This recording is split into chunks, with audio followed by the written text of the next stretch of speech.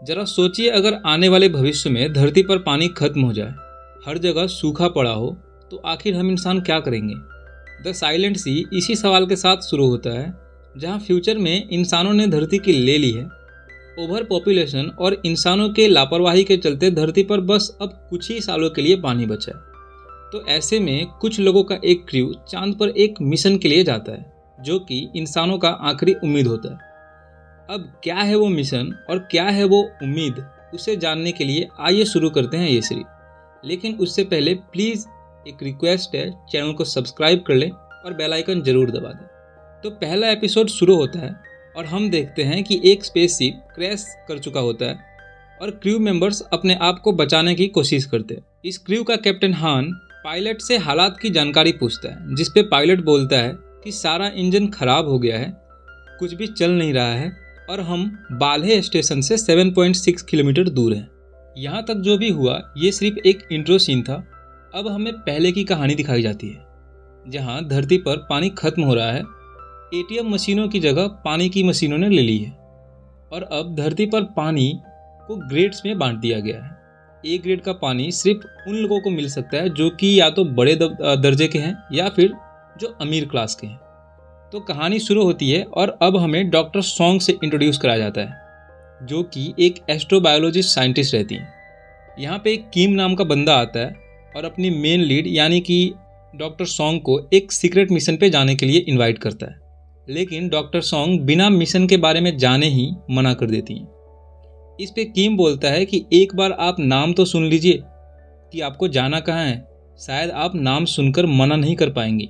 फिर वो बाल्हे स्टेशन का नाम लेता है, जिसे सुनकर सच में डॉक्टर सॉन्ग मना नहीं कर पाती।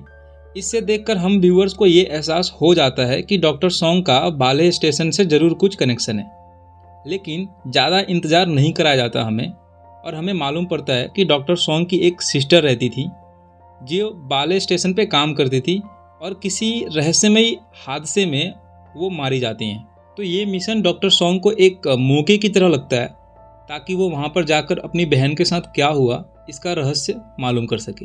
अब यहाँ से सीन शिफ्ट होता है और हम देखते हैं कि डॉक्टर सॉन्ग उस संस्थान में जा चुकी हैं जहाँ पे उनको सीक्रेट मिशन के बारे में जानकारी देने के लिए बुलाया गया है। यहाँ उनकी मुलाकात कैप्टन हान से होती है, जो कि इस मिशन के इंचार्ज होते हैं, और साथ ही वो सारे लोग भी मिलते हैं जो कि इस मिशन पे साथ में जाने वाले होते हैं।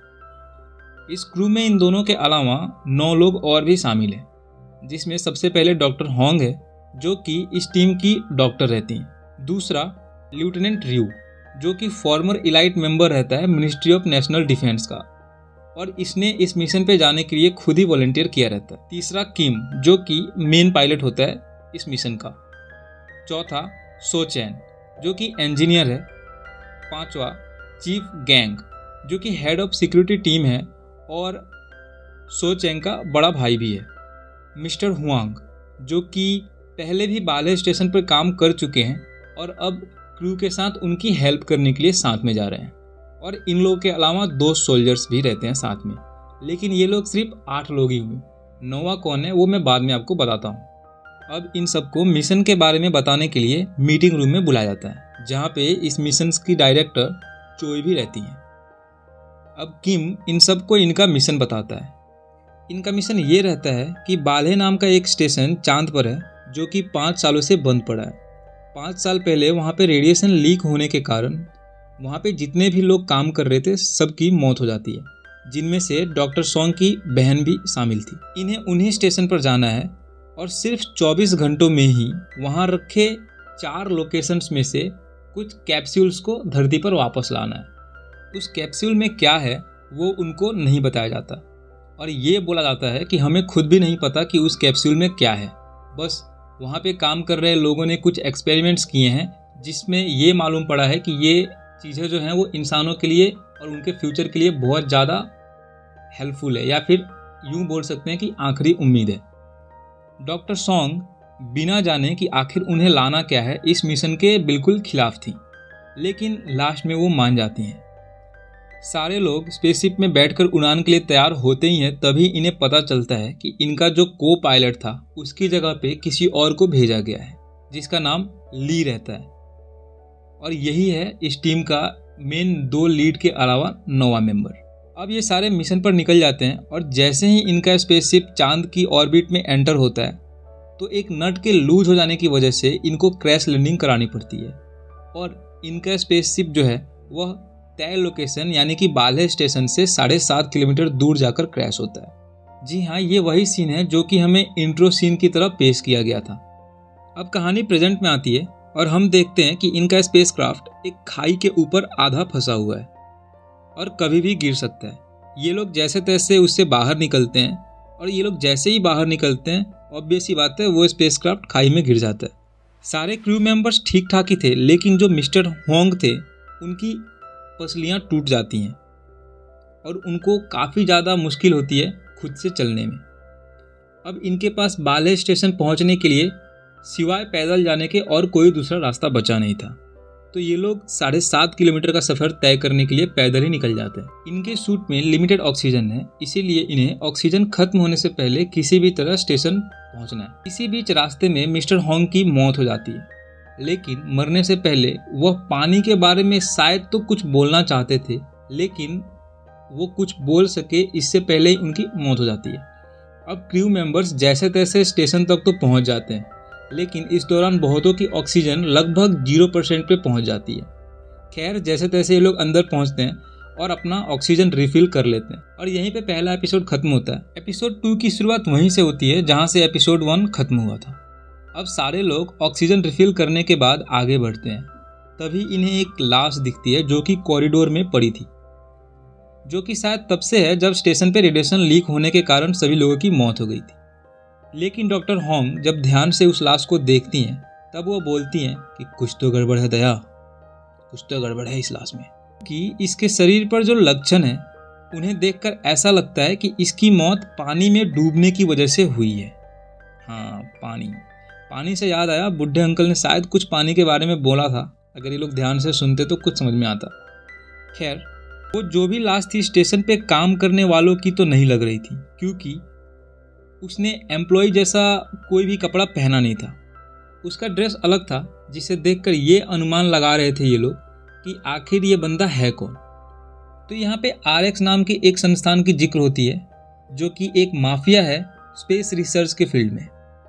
इन लोगों को ये लगता है कि शायद वो RX का कोई जासूस था जो यहाँ पे हो रहे रिसर्च के बारे में जानकारी लेने आया था। खैर, ये लोग अब आगे बढ़ते हैं, लेकिन डॉक्टर सोंग को रेडिएशन का लेवल ठीक लगता है और वो मशीन की रीडिंग देखकर ये बोलती हैं कि यहाँ पे रेडिएशन लेवल एकदम सामान्य है और यहाँ पे रेडिएशन लीकेज होने का कोई एविडेंस नहीं है। तो सवाल ये आता है कि क्या यहाँ पे सच में कभी रेडिएशन लीक हुआ भी था। खैर, कैप्टन सबको जल्दी से कमांड सेंटर जाने की बात बोलता है ताकि पूरे स्टेशन के लाइट का एक्सेस मिल सके और वो कैप्सूल्स की लोकेशन कहाँ है वो इनको मालूम पड़ सके। ये लोग जल्द ही कमांड सेंटर में पहुंच जाते हैं और इन्हें सब कुछ सेफ मिलता है। बस एक प्रॉब्लम इनको मिलती है कि वहाँ का जो भी कम्युनिकेशंस के सिस्टम्स थे वो सारे बंद पड़े थे, लेकिन वहाँ पे रेडिएशन लीकेज का कोई भी सबूत नहीं था और ना ही कोई नामो निशान था रेडिएशन का। तो ये लोग अपना सूट निकालते हैं, लेकिन फिर यहाँ पे सवाल ये आता है कि आखिर इनसे झूठ क्यों बोला गया। खैर, यहाँ पे डॉक्टर सोंग कैप्टन से ये बोलती हैं कि हमें सबसे पहले उस लाश का पोस्टमार्टम करके ये पता लगाना चाहिए कि आखिर यहाँ पे हुआ क्या था और उसकी मौत हुई कैसे। लेकिन यहाँ पे कैप्टन ये बोलकर उनको चुप करा देता है कि हमारा मिशन ये नहीं है कि हम यहाँ पे ये पता लगाएं कि यहाँ पे हुआ क्या था, हमारा मिशन है कैप्सूल ढूंढना, उस पर ध्यान दो। इसके बाद ये लोग 3 ग्रुप में बढ़कर कैप्सूल की लोकेशन ढूंढने के लिए निकल जाते हैं। कैप्टन का ग्रुप एक दरवाजे के पास जाकर रुक जाता है क्योंकि वो दरवाज़ा खुल नहीं रहा होता, लेकिन डोर में कोई प्रॉब्लम नहीं था, शायद वहाँ पे कुछ फंसा था जिसके कारण दरवाज़ा खोलने में प्रॉब्लम हो रही थी। लेकिन जब ये लोग थोड़ा सा फोर्स लगाते हैं तो दरवाज़ा खुल जाता है और इसके बाद जो दिखाई देता है उसको देखकर सबकी आंखें फटी की फटी रह जाती हैं। वहाँ पे लाशों का ढेर था। जी हाँ, ये सारे वो लोग थे जो यहाँ पे कभी काम किया करते थे और किसी हादसे के शिकार में मारे गए। सबके सब शायद पानी में डूबने की वजह से मरे थे, ऐसा डॉक्टर होंग का कहना था। लेकिन सवाल फिर भी यही था कि आखिर इतना सारा पानी इस सुनसान स्टेशन पे आखिर आया कहाँ से। यहाँ एक बार फिर डॉक्टर सॉन्ग इन सब की मेडिकल रिपोर्ट्स चेक करने के लिए बोलती हैं ताकि ये पता लगाया जा सके कि आखिर यहाँ पे हुआ क्या था। तब कैप्टन डॉक्टर सॉन्ग से बोलता है कि तुम अपने निजी मिशन को छोड़कर क्या इस मिशन पे ध्यान दे सकती हो। तो यहाँ पे हमें मालूम पड़ता है कि कैप्टन को पता है कि डॉक्टर सॉन्ग अपनी बहन के मौत की जानकारी लेने के लिए उनके साथ यहाँ पे आई हैं। आखिरकार कैप्टन का ग्रुप उस लोकेशन पे पहुंच जाता है जहाँ कैप्सूल्स रखे गए थे, लेकिन उन्हें वहाँ पे कुछ भी नहीं मिलता। ऐसा लगा जैसे कि उनसे पहले कोई और यहाँ पे आया था और सारी कैप्सूल्स खाली कर गया। इधर दूसरे ग्रुप को भी कुछ नहीं मिला। अब डॉक्टर सॉन्ग का ग्रुप बचा था। डॉक्टर सॉन्ग के ग्रुप में 3 लोग थे, सिक्योरिटी चीफ और ली, जो कि लास्ट मोमेंट पे भेजा गया था। यहाँ पे चीफ को एक अनजान सिग्नल के बारे में पता चलता है। कोई बायो सिग्नल्स थी जो चीफ को अपने टैबलेट पे दिखाई देती है और चीफ उसका पीछा करने के लिए निकल जाते हैं। ली और डॉक्टर सॉन्ग अकेले थे। तब ली डॉक्टर सॉन्ग से ये बोलता है कि यहाँ पे पास ही में एक मेडिकल रूम है, आप जाकर पता लगाइए कि आखिर यहाँ पे हुआ क्या था। कैप्टन और बाकियों को मैं संभाल लूँगा। तो इसके बाद डॉक्टर सॉन्ग मेडिकल रूम में चली जाती हैं। यहीं हमें दिखाया जाता है कि ली जो है वो चुपचाप किसी डिवाइस से किसी को कुछ मैसेज कर रहा था, यानी कि शायद वो कोई जासूस था। वहीं जो दूसरा टीम था जिसमें चीफ का भाई था, उसको एक लाश के पास एक कैप्सूल दिखता है। तो उसे लगा कि शायद वो कैप्सूल भरा है, इसलिए वह उसे उठाने के लिए उस लाश के पास जाकर उसको थोड़ा सा हिलाता है, जिससे उस लाश से कुछ पार्टिकल्स उसके आँख में चले जाते हैं। वो उस कैप्सूल को उठा तो लेता है, लेकिन वो कैप्सूल खाली रहती है। वहीं दूसरी तरफ ली भी एक लोकेशन पे पहुंचता है जहां उसे एक भरी हुई कैप्सूल दिखती है, लेकिन जैसे ही वो उस कैप्सूल को उठाने के लिए जाता है, उस कैप्सूल को कोई और खींच लेता है। अब ये कौन था वो हमें दिखाया नहीं जाता, लेकिन ये देखकर इतना तो मालूम हो जाता है कि यहाँ पे इन लोगों के अलावा कोई और भी था। यहाँ पे सीन शिफ्ट होता है और जो चीफ का भाई था उसका पूरा ग्रुप वापस आ रहा होता है, लेकिन जो सोचेंग है, यानी कि जो चीफ का भाई है, उसके चलने के तरीके से हमें ये लग जाता है कि वो किसी चीज़ से इन्फेक्ट हो गया है। वो वही चीज़ थी जो उसके आँख में गई थी और उसका हालत बिगड़ने लगता है। इसी के साथ पहला 2 एपिसोड समाप्त होता है। अब आगे क्या हुआ इस मिशन में, आखिर वो बायो सिग्नल कौन था, आखिर सोचेंग किस चीज़ ने इन्फेक्ट किया और क्या होगा उसके साथ आगे, और क्या है इस बाल्हे स्टेशन का राज, ये सब जानने के लिए बने रहिए हमारे साथ, क्योंकि इसका अगला पार्ट हम जल्द अपलोड करेंगे। लेकिन उससे पहले रिक्वेस्ट है, प्लीज़ चैनल नया है तो सपोर्ट कीजिए गाइस, चैनल को सब्सक्राइब और बेल आइकन जरूर दबाइए।